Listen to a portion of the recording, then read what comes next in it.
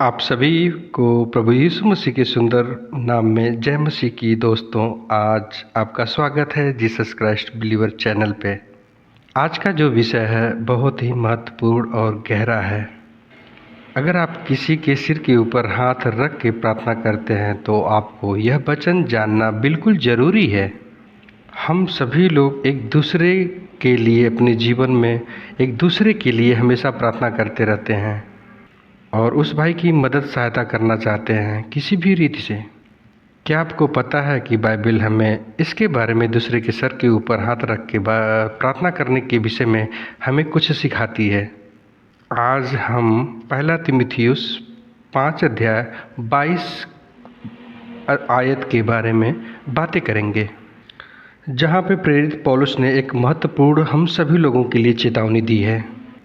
यह प्रार्थना आपके आत्मिक जीवन में जागरूकता लाने के लिए पर्याप्त है। कृपया आप इसे ध्यान से सुनें ताकि हम सभी लोग परमेश्वर की इच्छा को पूरी तरह जान सकें और उसे अपने जीवन में लागू कर सकें। मेरे प्रिय भाई बहन, पहले आइए इस वचन को हम लोग समझते हैं। पहला तीमुथियुस 5 अध्याय 22 आयत में लिखा हुआ है, किसी पर छिद्र हाथ न रखना और दूसरे के पापों में भागी भी न होना, और आप अपने आप को पवित्र बनाए रखिए।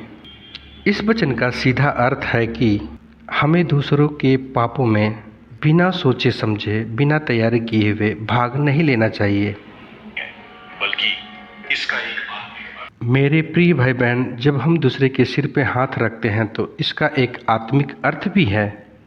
अगर हम किसी मनुष्य या व्यक्ति के ऊपर हाथ रखकर प्रार्थना करते हैं तो हमारा आत्मिक संपर्क उस मनुष्य या व्यक्ति से जुड़ जाता है। मेरी प्रिय भाई बहनों, इसका ध्यान रखने की ज़रूरत है। अगर आप जिसके लिए प्रार्थना कर रहे हैं वह व्यक्ति किसी पाप या बुरी स्थिति में है तो उसका इफेक्ट आपके जीवन में पड़ेगा और इससे आपका आत्मिक जीवन डिस्ट्रॉयड हो सकता है। अगर हम किसी दूसरे के लिए प्रार्थना करते हैं सिर पर हाथ रख के, तो हमें आत्मिक रीत से, आत्मिक रूप से, पूर्ण रूप से मजबूत हो के ही उसके ऊपर हाथ रखें, नहीं तो उनके अंदर की जो दुष्ट आत्माएं होती हैं उसका आप शिकार हो सकते हैं।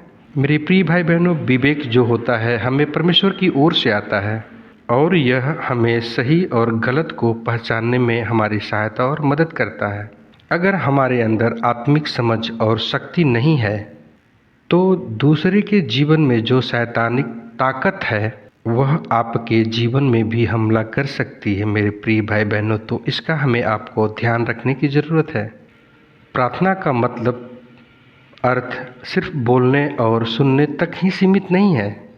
प्रार्थना एक आत्मिक कार्य है जिसे हमें आत्मिक रीति से ही करना चाहिए, जिसमें हमारा विश्वास, आत्मिक शक्ति, सब कुछ परमेश्वर के हाथों में सौंपना पड़ता है।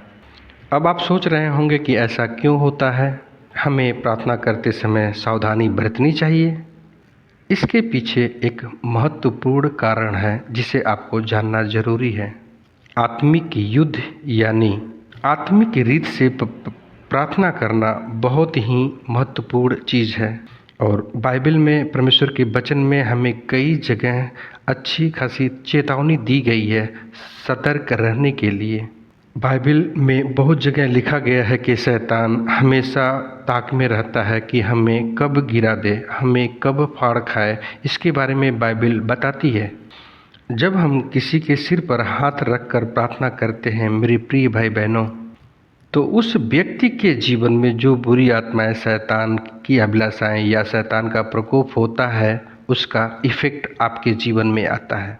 अगर आप किसी दूसरे के लिए प्रार्थना कर रहे हैं, अगर आपका आत्मिक जीवन मजबूत नहीं है तो आप शैतान के या हम शैतान के हमले का सामना नहीं कर पाएंगे मेरे प्रिय भाई एवं बहनों।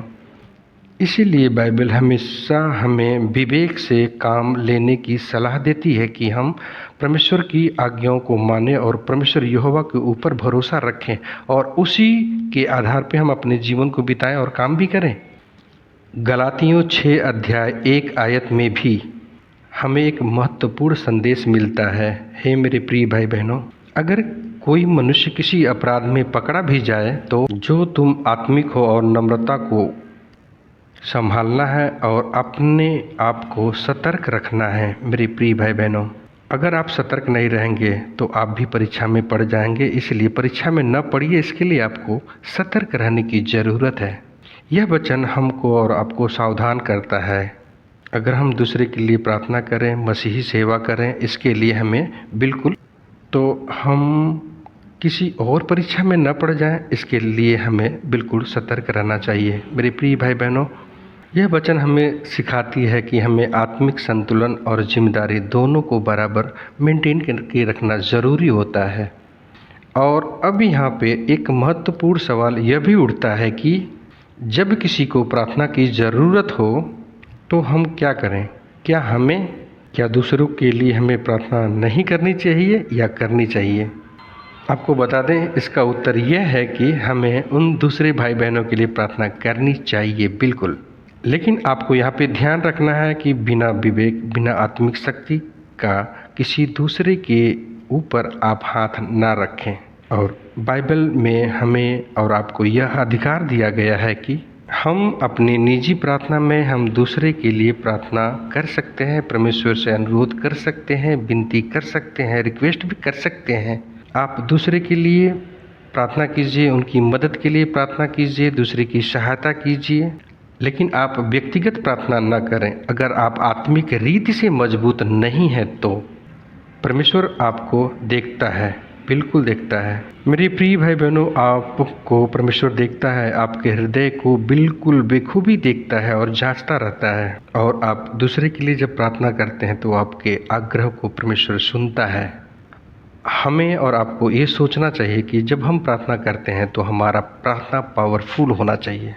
हमें आत्मिक रूप से मजबूत बने रहना ही मसीह जीवन का मूल है। मेरे प्रिय भाई बहनों, हमारे आत्मिक जीवन में आत्मिक शक्ति और विवेक तभी आता है जब हमारा कनेक्शन पिता परमेश्वर के साथ हो और साथ में हम परमेश्वर के वचन को अपने हृदय रूपी पट्टी में लिखे रहते हैं।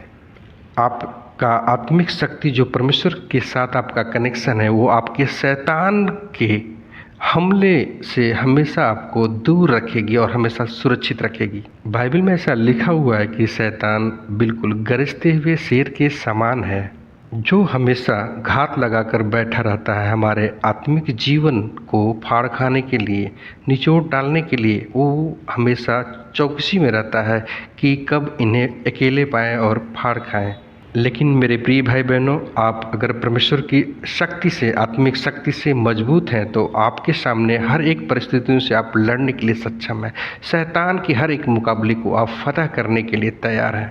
आप बाइबल में याद कीजिए कि प्रभु यीशु मसीह ने अपने शिष्यों को कैसे सिखाया था कि कुछ ऐसे शैतान की शक्तियाँ होती हैं जो बिना उपवास और प्रार्थना की नहीं जाती हैं। तो प्रभु यीशु मसीह ने अपने चेले लोगों को भी आत्मिक रीति से मजबूत कर रहे थे। मेरे प्रिय भाई बहनों, प्रभु यीशु मसीह के शिष्य जब किसी के पास जाते थे प्रार्थना करने के लिए, तो प्रभु यीशु मसीह ने उन्हें सिखाया था कि प्रार्थना करने के लिए आत्मिक रीति से तैयार होना कितना ही महत्वपूर्ण है। प्रभु यीशु मसीह के जो चेले लोग थे, कभी कभी शैतान की शक्तियों के सामने असहाय हो जा गए और उनके अंदर से शैतान की शक्तियों को नहीं निकाल पाए। तब प्रभु यीशु मसीह ने उस समय उन लोगों को उपवास करने के लिए और आत्मिक रीति से प्रार्थना करने और विश्वास करने के लिए सलाह दिए। लास्ट में प्रभु यीशु मसीह ने उनसे यह कहा कि कुछ आत्माएं होती हैं जो बिना उपवास और प्रार्थना का नहीं निकलती हैं। उन्हें भगाने के लिए आपको आत्मिक रीति से मजबूत होना पड़ेगा और उपवास करना पड़ेगा। इससे हमें यह सीख मिलता है मेरे प्रिय भाई बहनों कि हमें आत्मिक रीति से तैयार होकर किसी दूसरे के ऊपर हाथ रखकर प्रार्थना करनी चाहिए। और हमें यह समझना चाहिए कि आत्मिक मामलों में हमें जल्दबाजी नहीं करना चाहिए दूसरे की प्रार्थनाओं के लिए। अगर आप जल्दीबाजी में कोई प्रार्थना करते हैं, आत्मिक तैयारी नहीं है, तो आप खतरों को जन्म देने के लिए तैयार हैं। आपके जीवन में मुसीबतें और भी ज़्यादा आ सकती हैं। अगर हम जल्दबाजी में किसी के सिर पर हाथ रख देते हैं तो हम उस मनुष्य या व्यक्ति के जीवन में जो पाप होती हैं, उनके जीवन की उस पाप में भागीदार बनते हैं। यह संभव हो सकता है कि उस मनुष्य के जीवन में जो आत्मिक बुराइयां हैं, शैतान की शक्तियां हैं, वो हमारे जीवन में भी प्रबल हो जाएं। मेरे प्रिय भाई बहनों, इस वीडियो का मुख्य उद्देश्य यही है कि हमें आत्मिक रीत से मजबूत होना चाहिए।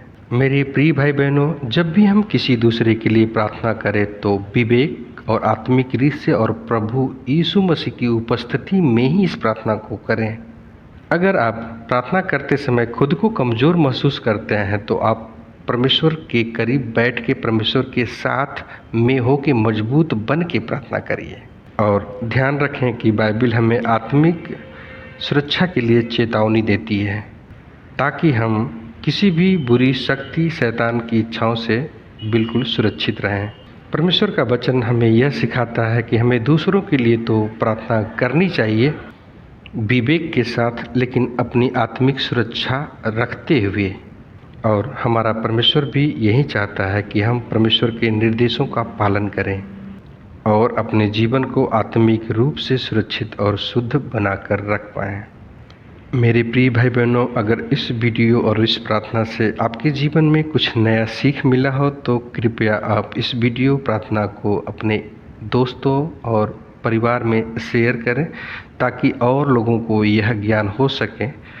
आप सभी लोगों को प्रभु यीशु मसीह के सुंदर और पवित्र नाम में जय मसीह की। मिलते हैं एक नए अध्याय के साथ। तब तक के लिए आप सभी लोगों को